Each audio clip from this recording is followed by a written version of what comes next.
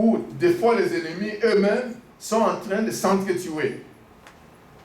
Mais tout cela, Dieu, aujourd'hui encore, il agit de la même manière. Il donne des stratégies à ses enfants de combat. Et une des stratégies, c'est ensemble, se mettre ensemble, combattre l'ennemi ensemble. Et quand nous n'avons pas compris cela, nous allons commencer à nous entretuer.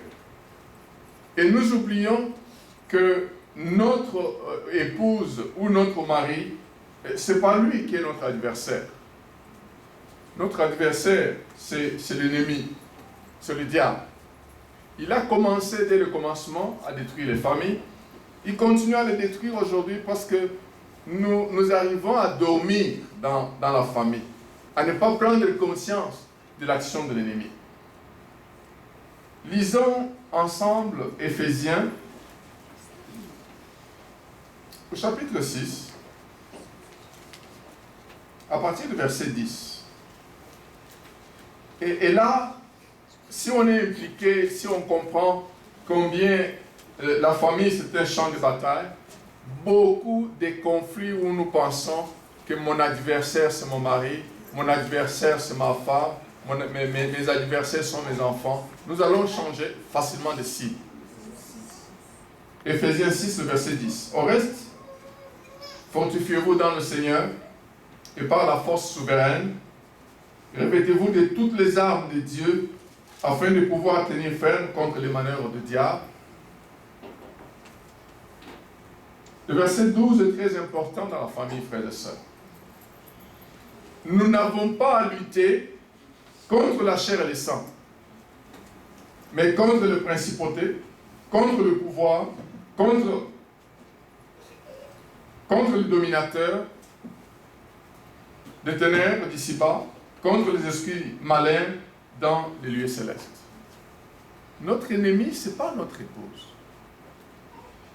En levant de notre tête, quand il y a un conflit, on jette des flèches sur notre ennemi. Nous avons un ennemi, pardon. Nous avons un ennemi commun, c'est le diable. Changeons de stratégie pour voir que notre ennemi, ce n'est pas notre mari, ce n'est pas notre épouse, ce ne sont pas nos enfants. Et quand nous comprenons cela, nous pouvons vraiment aller loin et ensemble, imaginons une équipe, ça peut être une équipe de soccer, une équipe de football, une équipe de hockey. Ils sont ensemble sur le terrain. Et il y a un joueur, au lieu d'aller marquer dans le camp adverse, le joueur va marquer dans son propre camp. C'est ce que beaucoup de familles font. Nous devons constituer une équipe contre l'adversaire pour vaincre. Et même là, si nous voulons chercher à vaincre, nous ne pouvons pas aller dans l'ordre dispersé. Quand nous allons au combat dans l'ordre dispersé, nous avons déjà l'échec. Je ne pense pas que nous pouvons constituer la famille que Dieu nous a donnée pour que nous sachions que nous allons aller en échec. Nous n'avons pas compris qui est l'adversaire et nous sommes en train de chercher l'individualité dans la maison. On pense toujours la faute, c'est chez ma femme, mais on ne se regarde pas soi-même. On pense toujours la faute chez mon mari, mais on ne regarde pas soi-même. Ça, c'est une mauvaise stratégie. La bonne stratégie, c'est de voir qu'est-ce que je peux faire pour que les choses aillent bien dans la maison. Le fautif, ce n'est pas toujours l'autre. C'est peut-être moi qui suis fautif, mais je ne sais pas voir. Je ne sais pas me regarder convenablement, suivant la lumière de la parole de Dieu, pour voir qu'est-ce que je peux faire pour que les choses changent. Amen. Amen. N'allons pas, frères et sœurs, en ordre dispersé. Nous devons chacun comprendre que nous sommes au combat. Et comme nous sommes au combat, chaque membre de la famille doit porter cette armure.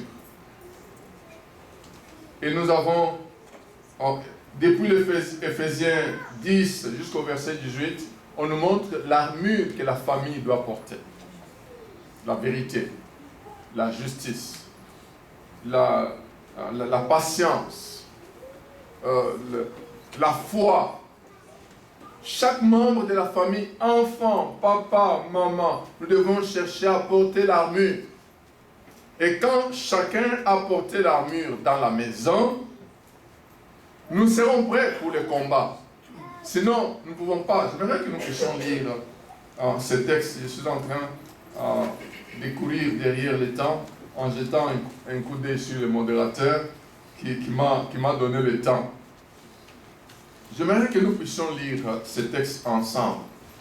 Nous avons lu les 2 premiers versets. À partir du verset 13, nous pouvons lire ensemble. Tant c'est que chaque famille, chaque membre de la famille doit porter. C'est pourquoi. Non, je vais lire, juste écoutez. Écoutez. C'est pourquoi prenez toutes les armes de Dieu afin de pouvoir résister dans le mauvais jour et tenir après avoir tout surmonté. Tenez donc ferme. Ayez à vos reins la vérité pour ceinture. Pas de cache-cache. Disons-nous la vérité. La vérité pour ceinture. Revêtez la cuirasse de la justice. Pas fait les Rebecca qui veut l'autre enfant qui favorise un. Non. La justice dans la maison. Mettez pour chaussures à vos pieds les bonnes dispositions que donne l'Évangile. Et nous avons dit une des raisons de la famille, l'existence de la famille, c'est le salut du monde. Et quand on commence par la formation des disciples dans la maison, et nous allons voir que nous pouvons facilement aider le monde à devenir meilleur. Mettez pour chaussures à vos pieds les bonnes dispositions que donne l'Évangile. Prenez en toutes circonstances les boucliers de la foi, la confiance en Dieu, avec lesquels vous pourrez éteindre tous les traits enflammés du malin. Prenez aussi le casque du salut, l'épée de l'esprit, qui est la parole de Dieu. La parole de Dieu doit être présente dans la maison si nous voulons réellement bâtir une famille selon Dieu. Et nous avons écouté, que ce soit les témoignages de notre fille Anna, que ce soit dans la présentation du FUMES, quand l'homme et la femme, les enfants, ont comme base la résolution des conflits, la parole de Dieu, ils sont déjà vraiment un grand pas dans la solidité même de la famille. La parole de Dieu doit prendre place. Même si on doit écrire cela au mur. Moi et ma maison, nous servirons l'Éternel. Si vous entrez dans notre maison, vous verrez en grand Josué, moi et ma maison, nous servirons l'Éternel. La parole, quand vous entrez dans le douche, il y a la parole. Quand vous êtes à la cuisine, il y a la parole. Parce que nous devons, non seulement il y a la parole, mais nous devons vivre la parole. Nous devons apprendre à nous demander pardon les uns des autres, à nous humilier les uns des autres, à nous agenouiller ensemble pour élever et glorifier le Seigneur. Ça, c'est un chant où réellement tous nous portons les armes pour combattre. Le verset 18. Priez en tout temps par l'Esprit, avec toutes sortes de prières, de supplications, veillez-y avec une entière persévérance et priez pour tous les saints. C'est dans la famille que nous devons apprendre à prier pour tous les saints, pas nécessairement à l'église. Quand nous n'avons pas constitué une famille solide, nous devenons vraiment un point faible pour notre église. Et quand nous sommes forts dans la famille, dans la prière, en train de détruire les œuvres des ténèbres, même notre église devient vraiment une église forte. Amen. Amen. La femme, dans les combats spirituels, frères et sœurs, c'est un radar. Dans la stratégie de Dieu, la femme, c'est un radar. Un radar dans ces combats, dans le sens que la femme a une sensibilité que les hommes n'ont pas. Une sensibilité même sur le plan spirituel. Il y a des choses spirituelles qui peuvent venir dans la maison. La femme va vous dire, je sens que ce frère-là, son arrivée ici, je ne sens pas bien. Les hommes nous disent, non, toi aussi, tu exagères, tu exagères, toi tu ne vois que le mal partout. Mais quand la situation va arriver, vous allez dire, mais en fait il avait raison. Donc ceci pour dire que nous les hommes apprenons sur le champ de bataille que nous avons à écouter nos épouses. Sur le plan spirituel, Dieu peut beaucoup utiliser dans la sensibilité spirituelle, beaucoup nos épouses que nous. Donc pour dire, nous devons pousser nos épouses à développer beaucoup ces radars, la sensibilité spirituelle de sentir qu'il y a nécessairement quelque chose qui est en train de venir dans la maison. Et vous avez la stratégie du diable. Le diable va chez Ève pour lui dire, Dieu a-t-il réellement dit ceci? Alors, Ève commence maintenant à réfléchir. Alors, elle va maintenant donner la parole contraire à ce que Dieu avait dit. Ève va obéir cela, elle va manger le fruit, elle va amener chez son mari. Ça, c'est le radar qui était déjà attaqué. Quand le radar est déjà attaqué, ça signifie que vous n'avez plus les contrôles de savoir d'où va provenir la flèche. Donc, apprenons vraiment à développer le radar dans la maison. La femme a une sensibilité spirituelle très très poussée dans les combats spirituels. Mais l'homme, lui, c'est un guerrier. L'homme, c'est un grand intercesseur. L'homme, c'est celui qui commande les combats dans la maison. C'est lui qui doit réellement pousser son monde en tant que pasteur, en tant que sacrificateur, à aller loin avec les combats. Ça, c'est l'homme. En ce moment-là, la femme aussi et les enfants doivent pousser les guerriers à comprendre son rôle, à comprendre que ce n'est pas tout le temps dormir. Il faut passer du temps dans la prière. Il faut passer du temps dans les jeûnes. Pousser le guerrier à prendre ses responsabilités. L'homme, c'est un grand guerrier. Amen. Amen. Donc, nous avons déjà dit que le champ, la famille, c'est vraiment le champ de bataille. Et l'homme et la femme sont impliqués dans le combat. Et nous devons développer des stratégies pour réellement combattre. Dieu ne viendra pas combattre à notre place. C'est pour cela que quand nous lisons, pardon,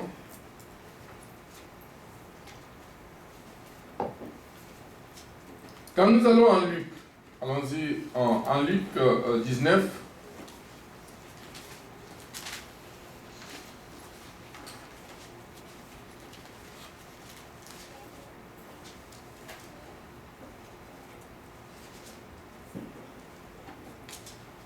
Luc 10, 19 plutôt, l'inverse. Et ça, c'est une parole qui doit s'exercer dans la famille. Voici, je vous ai donné le pouvoir de marcher sur le serpent, sur le scorpion et sur toute la puissance de l'ennemi, et rien ne pourra vous nuire. Cette parole va s'appliquer quand vous êtes unis ensemble. Quand vous constituez une équipe qui veut gagner, pas une équipe perdante où chacun et chacune est divisé. Une équipe gagnante doit apprendre à travailler ensemble, doit apprendre à combattre ensemble.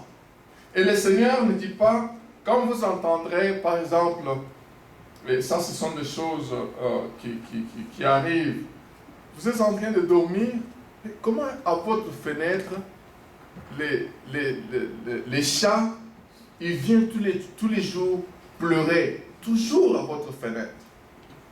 Alors vous allez dire, mais Seigneur, chasse les chats pour nous. Nous aimerions dormir, mais regarde, ces chats viennent nous déranger. Non, le Seigneur n'a pas dit ça. Le Seigneur nous a donné une stratégie.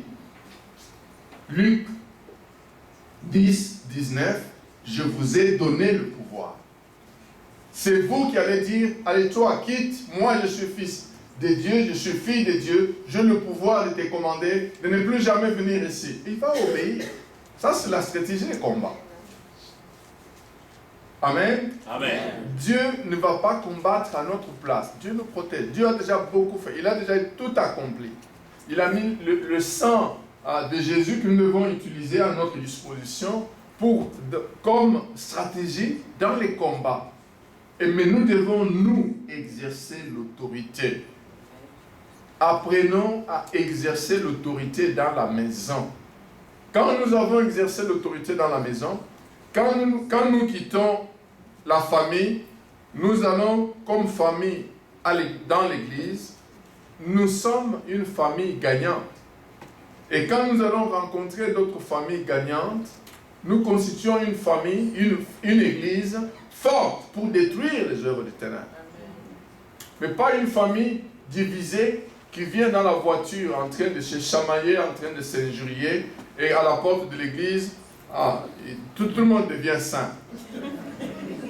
Mais quand vous entrez à l'église, vous êtes en train de créer des fissures pour que l'ennemi puisse attaquer l'église. Nous devons être vraiment une famille qui sait que nous devons vaincre et qui doit prendre les responsabilités. Et dans la stratégie des combats, quand nous regardons Jérémie, chapitre 48, le verset 10,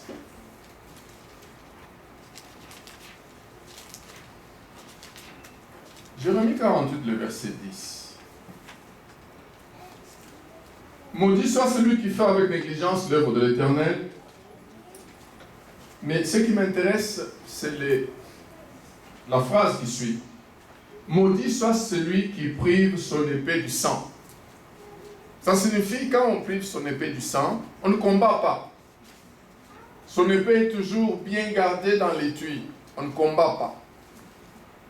La famille, c'est un champ de bataille où chaque membre de famille, c'est un combattant. Et cela ne peut se faire que quand nous avons instauré la prière d'ensemble. La prière d'ensemble. C'est dans la prière d'ensemble que nous venons puiser la force du combat. La prière individuelle, elle est bonne. Elle est recommandée. Prier sans cesse. Elle est recommandée. Mais la prière d'ensemble, ça c'est une brique qui doit réellement rendre notre famille solide. Une brique qui doit rendre notre famille solide. La prière d'ensemble. Chers enfants, quand vous rentrez à la maison, demandez aux parents, nous devons instaurer la prière d'ensemble.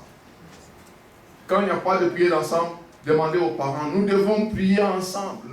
Nous sommes en train de ne pas découvrir les secrets de la prière d'ensemble dans la maison. Amen. Amen. Quelques tactiques du combat, frères et sœurs. Psaume 22, le verset 3. C'est la louange. Et nous les chantons très bien. Le verset 3, mon Dieu, j'écris les jours et tu me réponds la nuit et je garde le silence.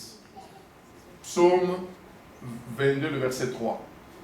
La louange dans la stratégie du combat. Apprenons à louer le Seigneur ensemble. La louange brise les chaînes dans les combats. À chanter, à proclamer la puissance, la grandeur, l'autorité de Dieu ensemble. La louange, ça brise les chaînes. Ça, c'est une des stratégies des combats. Et une autre stratégie, c'est connaître quelles sont les armes que nous utilisons dans les combats. Allons-y en 2 Corinthiens, chapitre 10, le verset 4 à 6. Tout ceci, nous le disons parce que mon peuple périt, parce qu'il lui manque la connaissance. 2 Corinthiens, chapitre 10, le verset 4 au verset 6.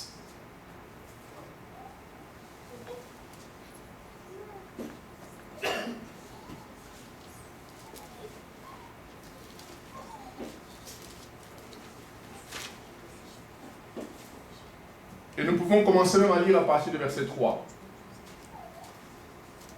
Si nous marchons dans la chair, nous ne combattons pas selon la chair.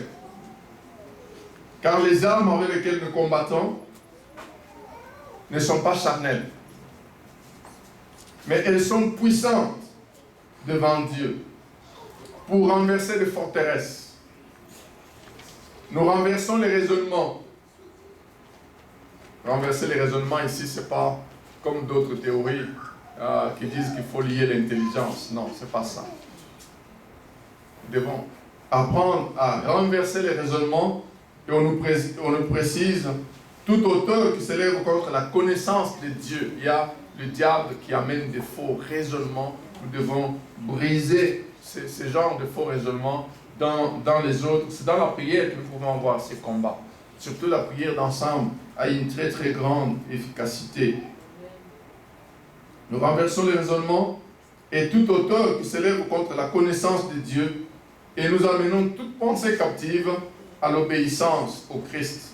Et nous sommes prêts, verset 6, nous sommes prêts aussi à punir toute désobéissance lorsque votre obéissance à vous sera complète. Frères et sœurs, le Seigneur ne viendra pas combattre à notre place. Il a déjà combattu pour nous. C'est pour cela qu'à la croix, il a crié que tout est accompli. Il a déjà combattu pour nous. C'est nous qui ne savons pas saisir quand nous nous réunissons ensemble pour puiser la force et réellement aller combattre. Une autre tactique de combat, c'est celle de comprendre 1 Pierre 5, 8, que l'ennemi n'est pas loin.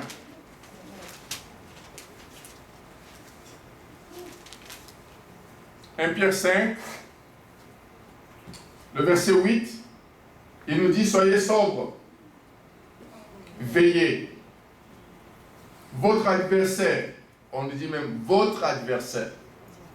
N'oublions pas que les plus grands ennemis de la famille, c'est notre adversaire, le diable. Votre adversaire rôde comme un lion rugissant, cherchant qui dévorer. Il cherche quelle est la famille qu'il veut détruire. Et c'est la famille où il entend tous les jours, il n'y a que des injures, il n'y a que des paroles mauvaises, il n'y a que des attitudes qui n'honorent pas Dieu. Ça, c'est une famille qui s'offre à l'ennemi. Il ne fait que rôder pour détruire. Il cherche à détruire. Il cherche là où il va entendre. En tout cas, moi, je vais divorcer. Moi, je vais quitter cette maison. Moi, c'est là. Ça, c'est la sémence. Une telle sémence, l'ennemi en profite pour mettre vraiment de l'huile sur le feu. Il y a des paroles que les familles chrétiennes ne peuvent plus prononcer. Comment je dois prononcer? Je vais divorcer. Je vais divorcer. Chaque jour, je vais divorcer. Chaque jour, je vais rentrer chez nous. Non. Et l'ennemi va profiter pour réellement détruire cela. Il rôde comme un lion rugissant, frères et sœurs. Il rôde comme un lion rugissant. Le verset 9 nous dit, résistez-lui ferme en la foi et sachant que les mêmes souffrances sont imposées à vos frères dans le monde. Nous pensons qu'il n'y a que nous qui avons des difficultés dans la famille, mais il y a aussi des difficultés dans notre famille. Mais ils savent comment gérer cela. Comment glorifier Dieu quand ça va et quand ça ne va pas. Gardons dans les combats que l'ennemi n'est pas loin. Mais nous ne pouvons pas aussi nous présenter dans ces combats en ordre dispersé, chacun pour soi. Quand c'est chacun pour soi, l'ennemi va chercher celui qui est plus faible, il va les tirer. Tous ensemble, unis comme une équipe, dans les combats, dans la maison. Tous ensemble, unis, vraiment comme une équipe. Apprenons, frères et sœurs, à développer le radar dans la maison, à donner à la femme sa place, à lui donner assez que les Écritures prennent place dans sa vie. Et nous allons voir réellement comment le Seigneur peut réellement être glorifié. Mais développons aussi, donnons du temps au guerrier de développer les aptitudes du guerrier. et le radar, et les guerriers, ils peuvent constituer une équipe, et les soldats, qui sont les enfants, ils peuvent constituer vraiment une équipe où chaque jour, ils élèvent le Seigneur, mais ils sont en train d'être en une compagnie de l'armée. Dans d'autres, si on parlera d'une famille qui est comme des fantassins, où l'ennemi voit que ceux-là, je les ai déjà perdus. Tout simplement parce qu'ils ont compris qu'il n'est pas loin, cet ennemi. Il ne fait que rôder. Et il va utiliser quoi? Ce que nous lui prêtons. Les paroles, les pensées, les actions, les attitudes, tout ce que nous faisons dans le ténèbre. Ça, c'est une sémence qui l'encourage à être là, à être présent. Tout ce que nous nous cachons, tout ce que nous faisons, nous n'encourageons pas réellement l'équipe à gagner.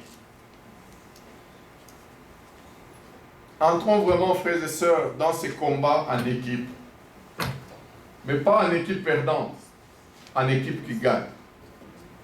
J'aimerais que nous lisions, pour terminer, Lévitique 26, versets 7 et 8.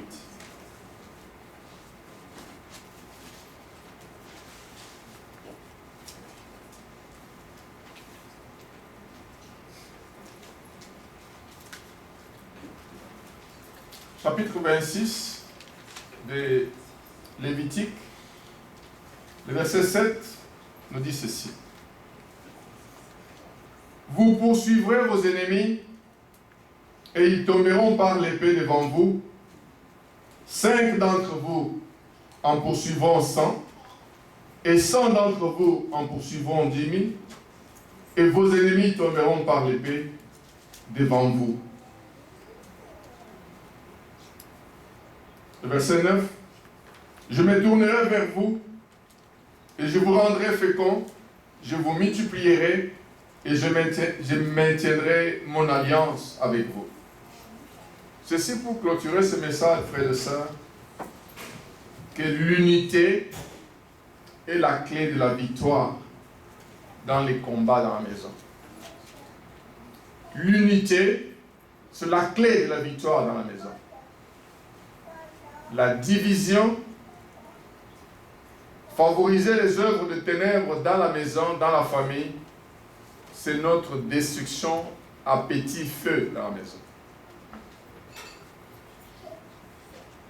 Vous avez peut-être déjà vu un grand arbre, mais à l'intérieur, il y a des petits insectes.